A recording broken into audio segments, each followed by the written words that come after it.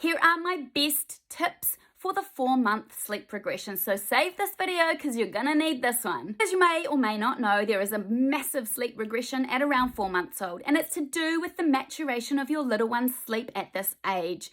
And what it looks like is frequent catnapping and disjointed night sleep.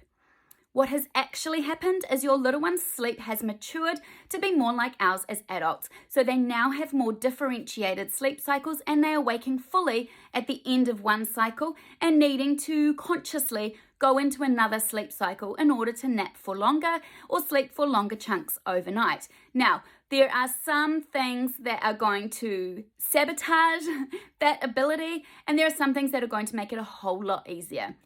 The first thing that I would recommend is what your little one's daily schedule should look like at this age, because your baby at this age needs to be having the exact right amount of nap hours or nap times and the right amount of awake time. This is the very first place to start, because often we can resolve a lot of sleep issues simply by tweaking their awake windows or tweaking what time their naps happen and for what lengths. From there, make sure your little one is sleeping in a sleep environment that is supporting good sleep.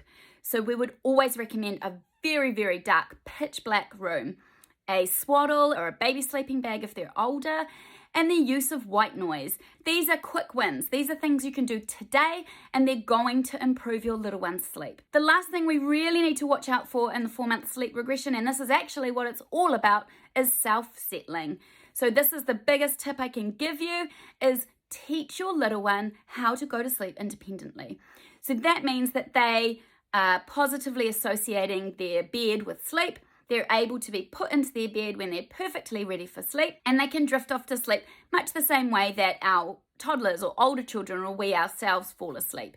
This is the key to getting longer naps happening and those nice long chunks of night sleep. Because if your little one is still relying on you doing something to actively settle them to sleep, so you're rocking them or patting them or feeding them or whatever you're doing to get them to sleep, they are very strongly relying on that now. And so between these sleep cycles, which are 45 minutes during the day and 2 hours long overnight, they're waking, they cannot put themselves back to sleep without you. This is going to wear thin pretty quick. And certainly by the time your child is around 2 years old, you're going to be very over it. Helping your little one learn to self-settle is the only real key that is going to get you comfortably through this 4-month sleep regression, because it ain't going away on its own.